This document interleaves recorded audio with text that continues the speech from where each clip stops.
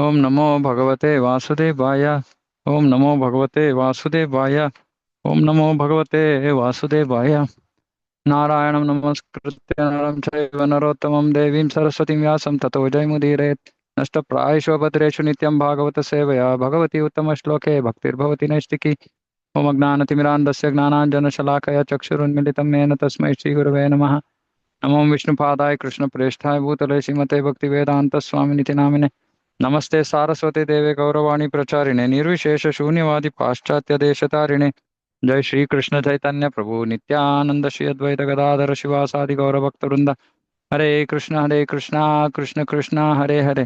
Hare Ram Ram Ram Hare Hare.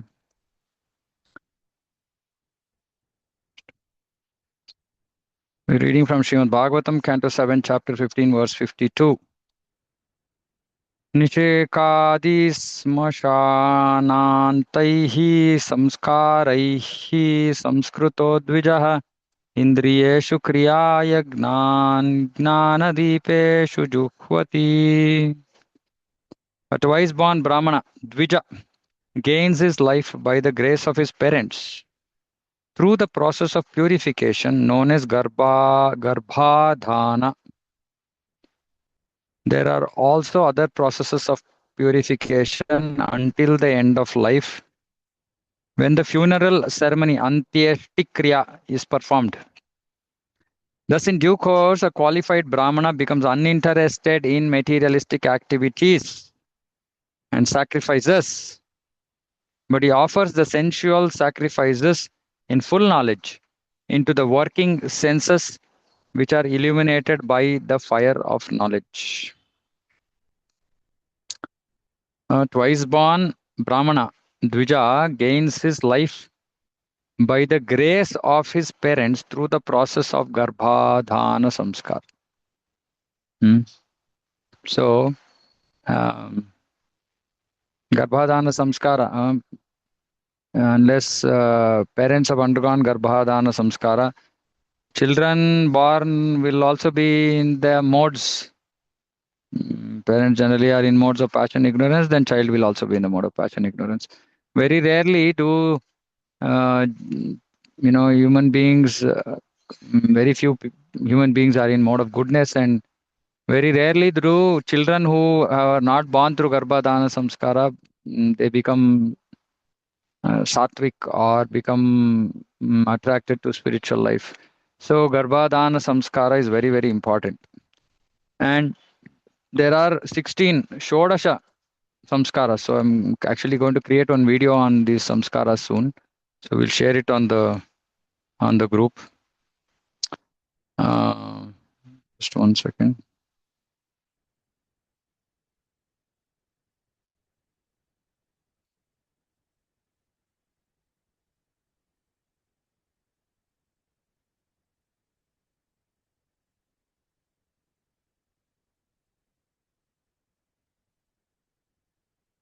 Yeah.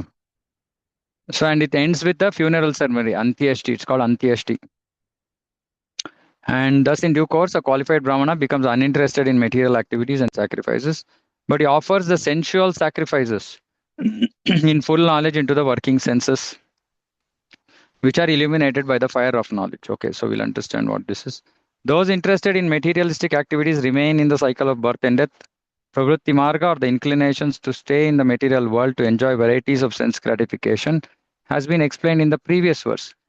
Now, in this verse, it is explained that one who has perfect Brahminical knowledge rejects the process of elevation to higher planets and accepts Nivritti marga. In other words, he prepares himself to go back home, back to Godhead. Those who are not Brahmanas but atheists do not know what is Pravritti marga or Nivritti marga. They simply want to obtain pleasure at any cost. Our Krishna consciousness movement is therefore training devotees to give up the Pravritti marga and accept the Nivritti marga in order to return home back to Godhead. This is a little difficult to understand, but it is very easy if one takes to Krishna consciousness seriously and tries to understand Krishna. And now you should be noticing how many times Prabhupada uses this word serious, sincere in his purports. A Krishna conscious person can understand that performing yajna according to the karma kanda system is a useless waste of time, and that merely giving up the karma kanda and accepting the process of speculation is also unfruitful, meaning give up karma kanda, then take gnana, path of gnana, but that is also unfruitful. Therefore, Narottama Das Thakur has sung in his Prema Bhakti Chandrika, Karma Kanda Gnana Kanda Kevala Vishera Bhanda Amrita Baliya Yeba Kaya Nana Yoni Sada Fire Kadarya Bhakshana Kare Tara Janma Adha Pate Yaya. Karma Kanda Gnana Kanda Kevala Vishera Bhanda. Bhanda means pot. Vishera Bhanda. Hmm. So this Karma Kanda, Gnana Kanda, all of them are just like a poison pot. And one who takes to such a life is doomed. In the Karma Kanda system, one is destined to accept birth and death again and again. Similarly, with Gnana Kanda, one falls down again to this material world. I hope I'm audible. Yes, Yes, Swami. sir. Yeah. Okay, because we lost power here, so I was just confirming. Okay. Similarly, with Gnanakanda, one falls down again to this material world. Only worship of the Supreme Person offers one the safety of going back home, back to Godhead. So this whole Karmakanda, Gnanakanda, this Pravritti Marga is useless. It just binds one to this material world of repeated birth and death. And elsewhere it is said that in Kali Yuga everybody is Shudra, Kalau Shudra Sambhava, and Samskarat Bhavet Dvijaha. By Samskara, one becomes a Dvija, twice born. So these Samskaras are very, very important, and the most important, at least for procreation, is Garbha, Dhana. And of course, there are so many things. In the process of pregnancy itself has so many samskaras. So there's something.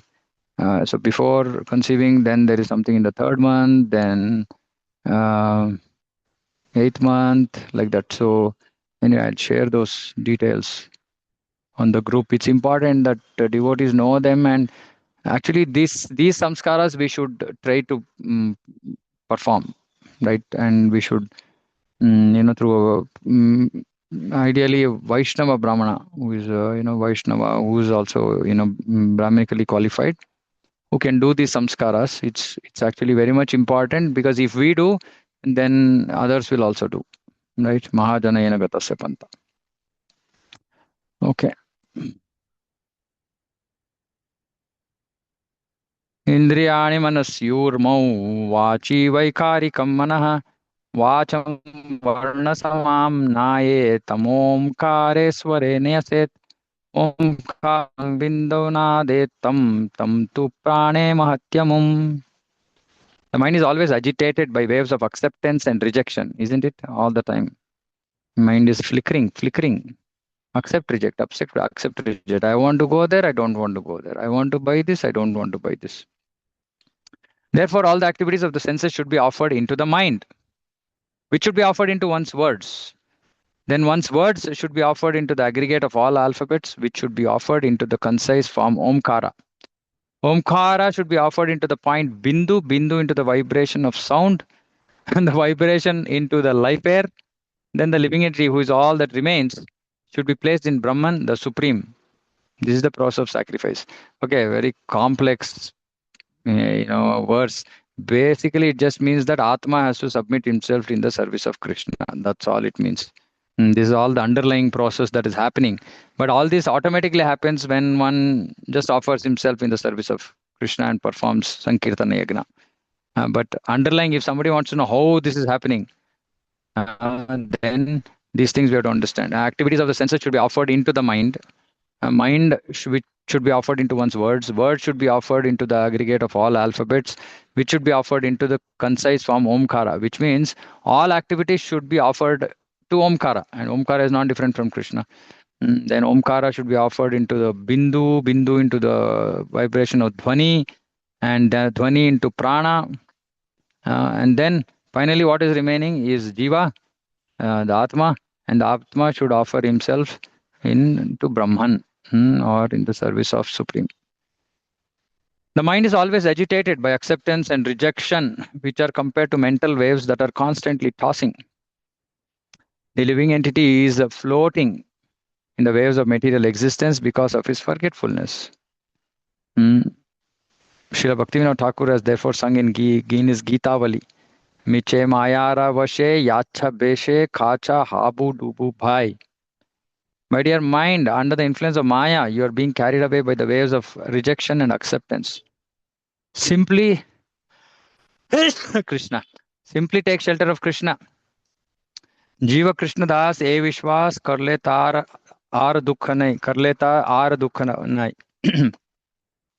Jiva is Krishna Das e Vishwas. If someone has firm faith in this, karleta, and then he surrenders ar dukha nahi.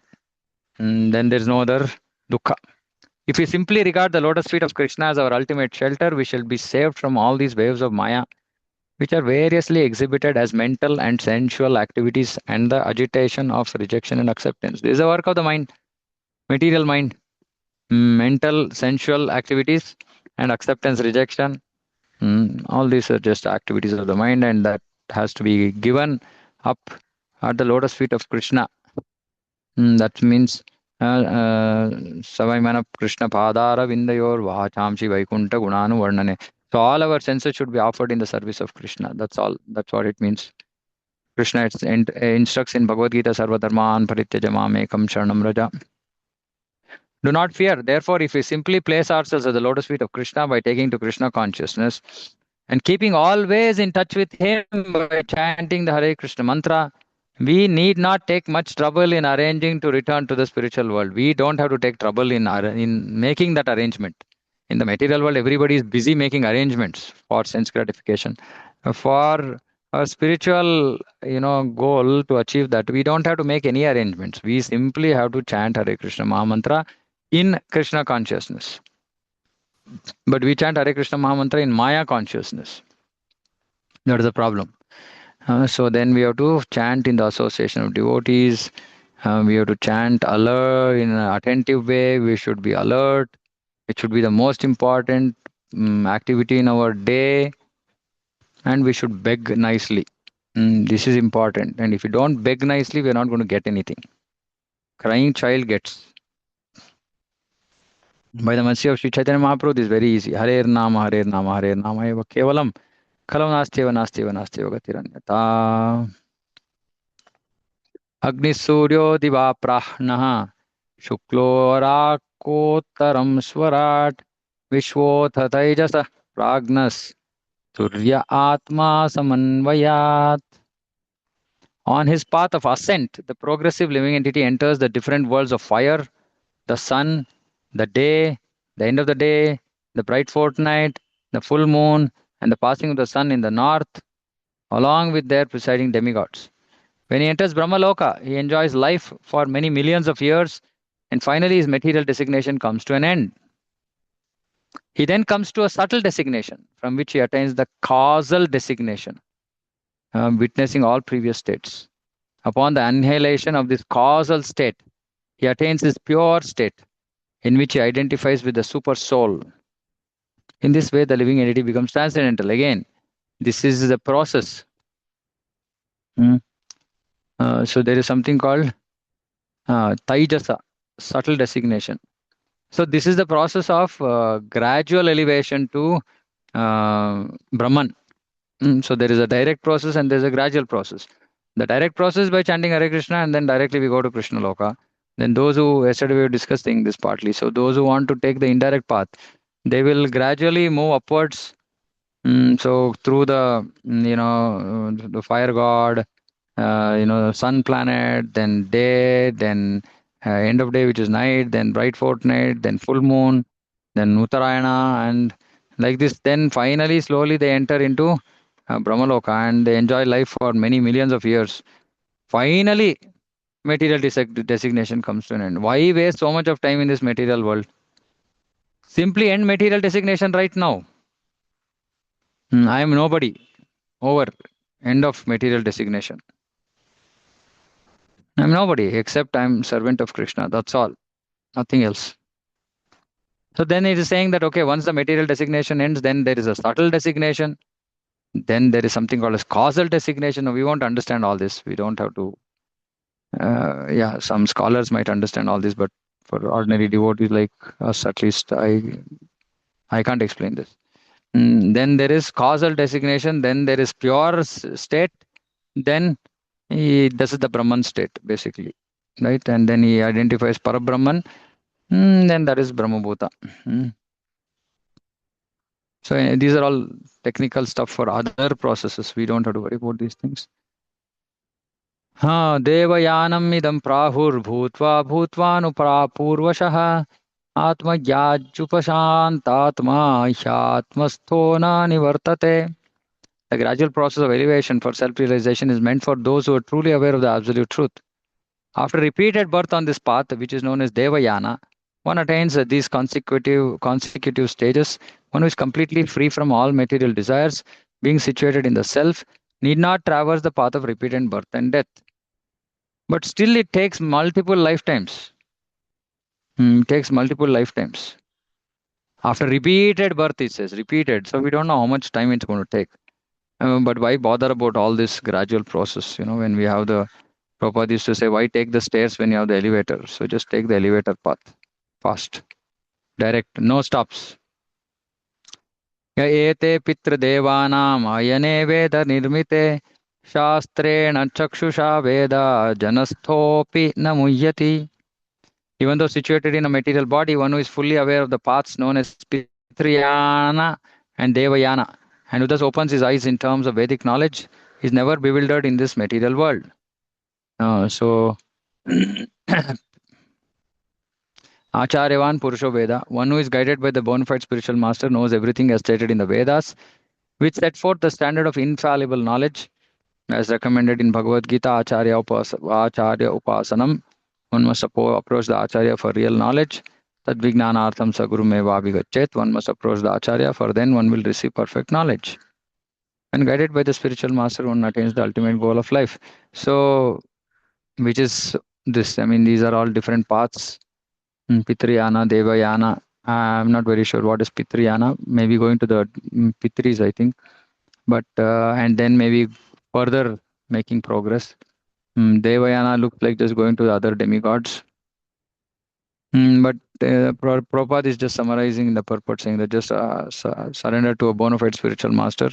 He'll give you perfect knowledge. Then one attains ultimate goal of life. Why bother about all this? Adav ante jananam sad bahir antap paravaram gnanam gneyam vacho vachyam tamo jyotistvayam swayam. He who exists internally and externally at the beginning and end of everything and of all living beings, as that which is enjoyable and as the enjoyer of everything, superior and inferior, is the supreme truth. He always exists as knowledge and the object of knowledge, as expression and the object of understanding, as darkness and as light. Thus, He, the Supreme Lord, is everything. Here, the Vedic aphorism Sarvam Khalvidam Brahma is explained. It is also explained in the Chatushloki Bhagavatam, Aham Evasam Eva Agre. Supreme Lord existed in the beginning, He exists after creation and maintains everything. And after destruction, everything merges in Him, as stated in Bhagavad Gita. Prakritim Yanti Mamikam. Thus, the Supreme Lord is actually everything. In the conditioned state, we are bewildered in our understanding. But in the perfect stage of liberation, we can understand that Krishna is the cause of everything. Sarva Karana Karanam. This is the perfection of knowledge. Again, so basically these verses are not of direct like previous verses and all direct practical application for that. So Prabhupada just summarizes and says, okay, we know the Supreme Lord is Krishna, so just engage in devotional service. आबाधितोऽपि ह्याभासो यथा वस्तुतया स्मृतः दुर्घटत्वाद् ऐन्द्रियकम् तद्वत् अर्थविकल्पितम्. Although one may consider the reflection of the sun from a mirror to be false, it has its factual existence. Accordingly, to prove by speculative knowledge that there is no reality would be extremely difficult. The impersonalists try to prove that the varieties in the vision of the empiric philosopher are false. The impersonalist philosophy, Vivartavada, generally cites the acceptance of a rope to be a snake as an example of this fact. According to this example, the varieties within our vision are false, just as a rope seen to be a snake is false. The Vaishnavas say, however, that although the idea that the rope is a snake is false, the snake is not false. One has experience of a snake in reality, and therefore he knows that although the representation of the rope as a snake is false or illusory, there is a snake in reality. Similarly, the world, which is full of varieties, is not false. It is a reflection of the reality in the Vaikuntha world, the spiritual world. The reflection of the sun from a mirror is nothing but light within darkness. Thus, although it is not exactly sunlight, without the sunlight, the reflection would be impossible. Similarly, the varieties of this world would be impossible unless there were a real prototype in the spiritual world. Meaning, because there is reality in the spiritual world, there is this material world which can be called as a reflection, perverted reflection. The Mayavadi philosopher cannot understand this, but a real philosopher must be convinced that light is not possible at all without a background of sunlight. Thus, the jugglery of words used by the Mayavadi philosopher to prove that this material world is false may amaze inexperienced children. But a man with full knowledge knows perfectly well that there cannot be any existence without Krishna. Therefore, a Vaishnava insists on the platform of somehow or other accepting Krishna. Tasmat kenapi upayena mana Krishne niveshayat. Somehow or the other invest the mind in Krishna. When we raise our unmixed faith to the lotus feet of Krishna, everything is revealed. See, this is very important. Our faith is now mixed. We have to raise that faith to the lotus feet of Krishna. Then everything is revealed. Maya saktamana partha yogam yunjan madashrayah asamshayam samagram mam yatha gnasyasi tachunu. Now here, O son of Pratha, how by practicing yoga in full consciousness of me, with mind attached to me, you can know me in full free from doubt. So, very simple. In one line, Krishna said how we have to do bhakti. He says that we should be in full Krishna consciousness and mind should be attached to Krishna. Not simply, some Vaidhi bhakti, some rules are there. Prabhu, I have to chant, I have to get up in the morning, I have to take prasadam. But all this is so painful. That's not going to help us. Of course, it's going to help us. It's because at least we have come out of nonsense, but it's going to take us time. But if we can remain in full Krishna consciousness, every little service we are doing, every little Krishna conscious activity we are doing, we should be in Krishna consciousness. Meaning, oh, I'm doing this for the pleasure of Guru and Krishna. And mind should be attached to Krishna. Attached means like train bogies are attached to each other. It's very difficult for them to get detached unless somebody comes and hammers that joint. Our mind should be so attached to Krishna that it should be difficult to pull it out. Such should be our attachment. Then we can know Krishna in full without a doubt. Manmana bhava mad bhakto. So we have to always be practiced to remain Krishna conscious throughout the day. And devotees will be faced with situations. Somebody said something, this happened, that happened. But these are all opportunities for us to remain Krishna conscious. These are tests for us to evaluate ourselves how deep our Krishna consciousness is. Now, suppose, say, in some situation we fell down to the material platform, meaning we behaved in a conditioned way, just like how other human beings behave, or just like how we would have behaved before we came into Krishna consciousness. That means still there is time. We need to work harder. And when we see that, okay, I am not responding as per my nature. Now I am responding in Krishna consciousness. Then we are making progress. And then slowly we will develop complete attachment to Krishna, and then our mind will not go anywhere else. Simply by raising one's staunch faith in Krishna and his instructions, one can understand reality without a doubt. Asamshayam samagram mam. One can understand how Krishna's material and spiritual energies are working and how he is present everywhere, although everything is not him. So he is present everywhere, but everything is not him. It is his energy. It's not him. This philosophy of achintya bheda abheda, inconceivable oneness and difference, is the perfect philosophy enunciated by the Vaishnavas. Everything is an emanation from Krishna. But it is not that everything must therefore be worshipped. Speculative knowledge cannot give us reality as it is, but will continue to be nefariously imperfect. Mhm. So-called scientists try to prove that there is no God and that everything is happening because of the laws of nature. But this is imperfect knowledge because nothing can work unless directed by the Supreme Personality of Godhead. This is explained in Bhagavad Gita. Maya Dhyakshena Prakritihi Suyate Sacharacharam. Maya Dhyakshena. By my, under my direction, the Prakriti is working. In this regard, Srila Madhvacharya gives this note, Durghatatvad Arthatvena Parameshwarenaiva Kalpitam. The background of everything is the Supreme Person of Godhead, Vasudeva.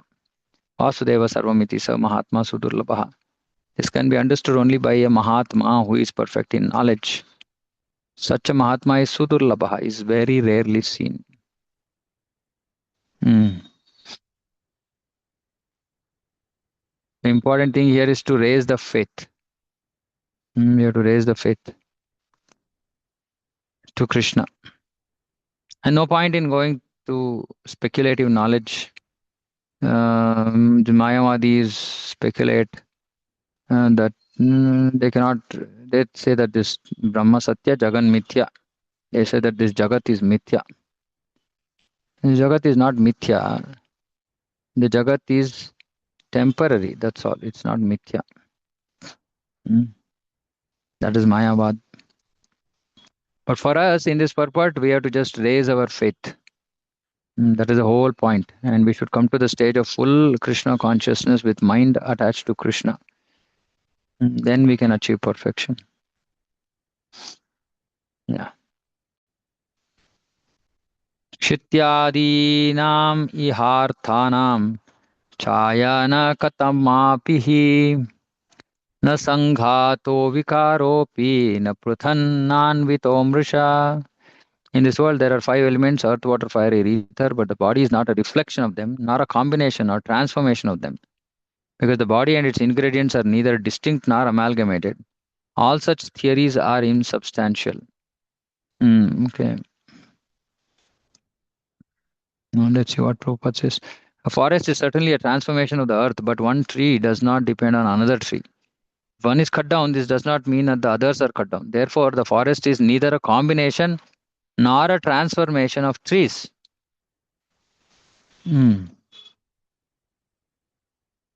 Therefore, the forest is neither a combination nor a transformation of the trees.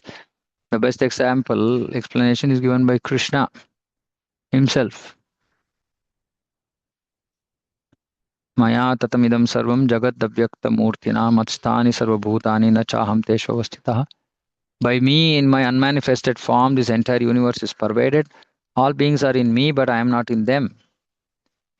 Everything is an expansion of Krishna's energy, as it is said, Parasya Shaktir Vividhaiva Shruyate. The Lord has multiple energies which are expressed in different ways. The energies are existing, and the Supreme Person of Godhead also exists simultaneously. But because everything is His energy, He is simultaneously one with everything and different from everything. Thus, our speculative theory is that Atma, the living force, is a combination of matter, that matter is a transformation of the soul, or that the body is part of the soul, are all insubstantial. Okay, this we can understand.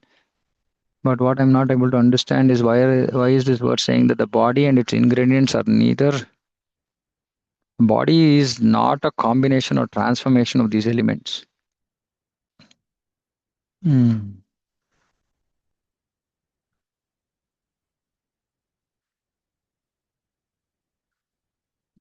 Okay, let's see.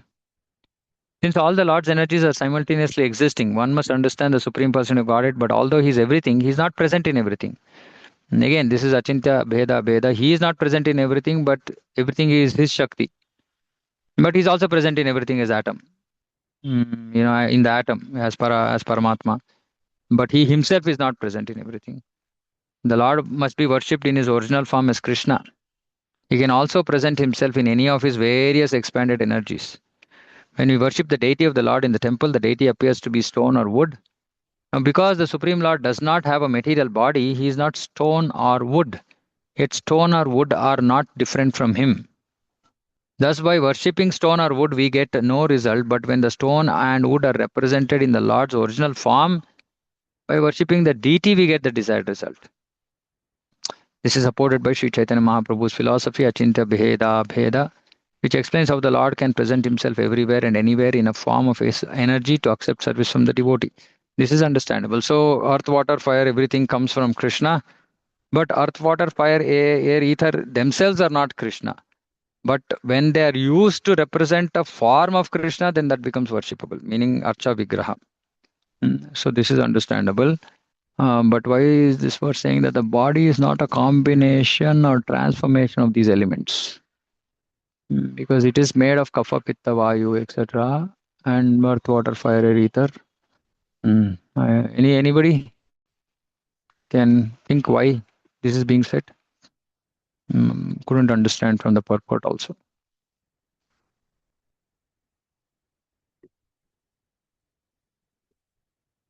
Okay, move forward. This is what happens. Sometimes suddenly what is written can't be understood. So then we just ask others for help. Otherwise, just go on, and sometime in our life we might realize it. And dhatavo vaya vayavitvacha tanmatra vayavairvina nasyurhyasti avayavinyasan avayavon tataha. Because the body is formed of the five elements, it cannot exist without the subtle sense objects. Okay. Therefore, since the body is false, the sense objects are also naturally false or temporary. See, now it's this verse is saying body is formed of the five elements, but previous verse said body is not a combination of these five elements. So anyway. स्यात् सादृश्यभ्रमस्तावद् विकल्पे सति वस्तुनः जाग्रत्स्वापौ यथा स्वप्ने तथा विद्धि निषेधता. When a substance and its parts are separated, the acceptance of similarity between one and the other is called illusion. While dreaming, one creates a separation between the existences called wakefulness and sleep. It is in such a state of mind that the regulative principles of the scriptures, consisting of injunctions and prohibitions, are recommended. While dreaming, one creates a separation between existences called wakefulness and sleep. Now there is a separation. Again, tough words. In material existence, there are many regulative principles and formalities. If material existence is temporary or false, this does not mean that the spiritual world, although similar, is also false. That one's material body is false or temporary does not mean that the body of the Supreme Lord is also false or temporary. Okay, this then all we understand. The spiritual world is real and the material world is similar to it. For example, in the desert, we sometimes find a mirage. But although the water in a mirage is false, this does not mean that there is no water in reality. Water exists, but not in the desert. Similarly, nothing real is in the material world, but reality is in the spiritual world. Okay, this we understand. The Lord's form and His abode are eternal realities. From Bhagavad Gita, we understand that there is another Prakriti or nature which is real. This is explained by the Lord Himself in the 8th chapter of Bhagavad Gita. Again and again, the day of Brahma comes and all living beings are active, and again the night falls, so Partha, and they are helplessly dissolved. Yet there is another nature which is eternal and is transcendental to this manifested and unmanifested nature. It is supreme and is never annihilated. When all in this world is annihilated, that part remains as it is. That supreme abode is called unmanifested and infallible, and it is the supreme destination. When one goes there, he never comes back. That is my spirit's supreme abode. The material world is a reflection of the spiritual world. The material world is temporary or false. But the spiritual world is an eternal reality. But again, this doesn't, I don't know how it's connecting to the translation. One thing is clear that this thing that it is an illusion is being explained, but I didn't understand the separation between wakefulness and sleep. And what is this? In such a state of mind, regulative principles are recommended. Okay. भावाद्वैतं क्रियाद्वैतं द्रव्याद्वैतं ततात्मनः वर्तयन् स्वानुभूत्येह त्रीन् स्वप्नान् भुनुते मुनिः. After considering the oneness of the existence, activity, and paraphernalia, and after realizing the self to be different from the actions and reactions, the mental speculator Muni, according to his own realization, gives up the three states of wakefulness, dreaming, and sleep. So this is for the Gnanis. Okay, so basically, these verses are for Gnanis. You know, they talk in this language which is like not understandable at all. The three words bhava, bhavadvaita, kriyadvaita, and dravyadvaita are explained in the following verses. However, one has to give up all the non-duality of philosophical life in the material world and come to the actual life of reality in the spiritual world in order to attain perfection. So this all gnana, mental speculation, some blah blah blah is not required. Prabhupada is just saying that. So I'm going to just read these next verses because they'll continue this gnana mood. And one understands that result and cause are one, and that duality is ultimately unreal. Like the idea that threads of a cloth are different from the cloth itself, one reaches the conception of oneness called bhava advaita. Okay, I'm not going to explain this because it's all like impersonal, this stuff. My dear Yudhishthir, when all the activities one performs with his mind, words, and body are dedicated directly to the service of the Supreme Lord, one reaches oneness of activities called kriyadvaita. Okay, yat karoshi, yat ashnasi, yat johosi, dadasi, yat. To do everything for as an offering for me. If whatever we do, whatever we eat, whatever we think, whatever we plan is for the advancement of Krishna consciousness movement, this is oneness. Okay, this we understand. But we must be guided by the spiritual master about this oneness. We should not manufacture our own oneness. When the ultimate goal and interest of oneself, one's wife, one's children, one's relatives, and all other embodied living beings is one, meaning ultimate goal and interest of everybody is one. This is called Dravyadvaita, or oneness of interest. The actual interest of all living entities is to return back home, back to Godhead. This is the interest of one's own self, one's wife, one's children, one's disciples, one's friends, relatives, countrymen, and all humanity. The Krishna consciousness movement can give directions for management by which everyone can partake in Krishna conscious activities and reach the ultimate goal, Swartha Gatim. This object of everyone's interest is Vishnu, but because people do not know this, they are making various plans by which to fulfill so many concocted interests in life. The Krishna consciousness movement is trying to bring everyone to the highest interest. The process may be differently named, but if the aim is one, people should follow it to achieve the ultimate goal.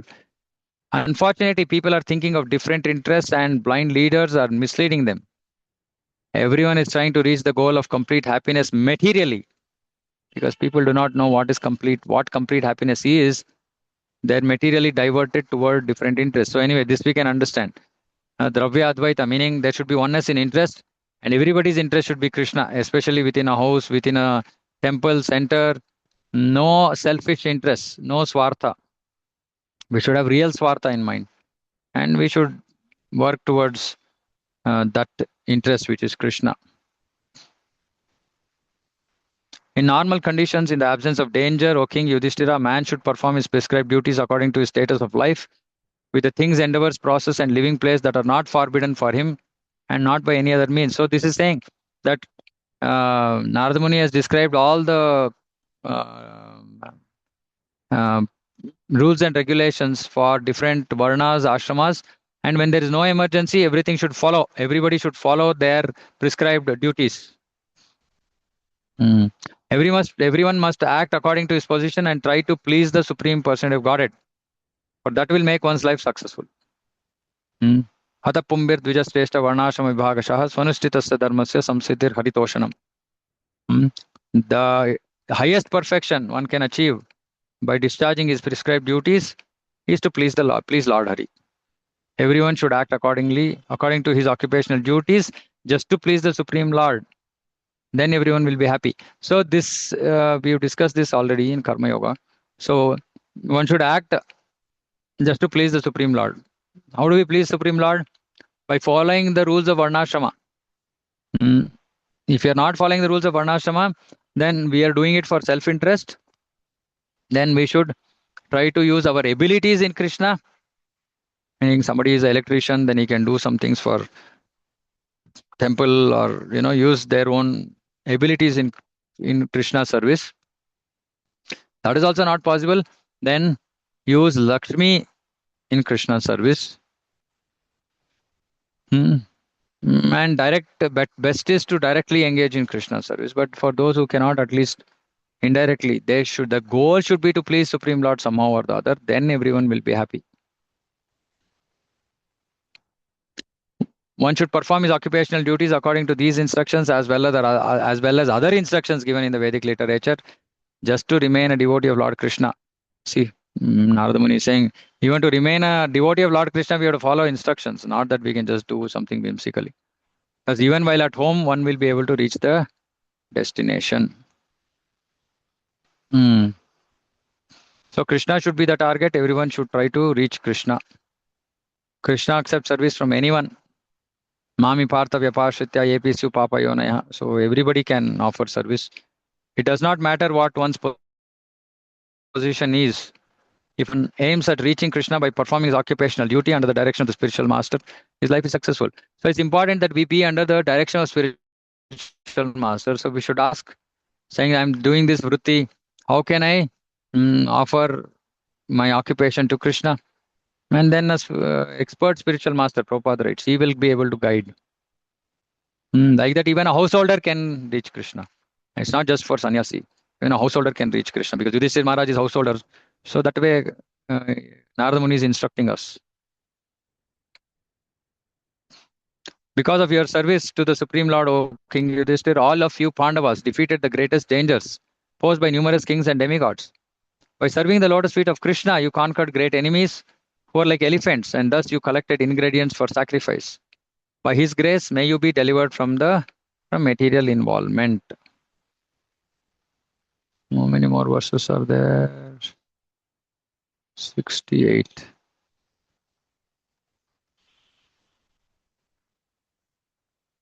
Oh, no. Okay, I'll stop here. Until 80. So we'll do this verse tomorrow. So we've stopped till 67. Okay, so a lot of Gnana stuff today. So nothing much to speak. Okay, so I'll stop here. Just comments, please. Yeah, anything? Not much to say. Hare Krishna, Prabhu. Yeah. Chandratana.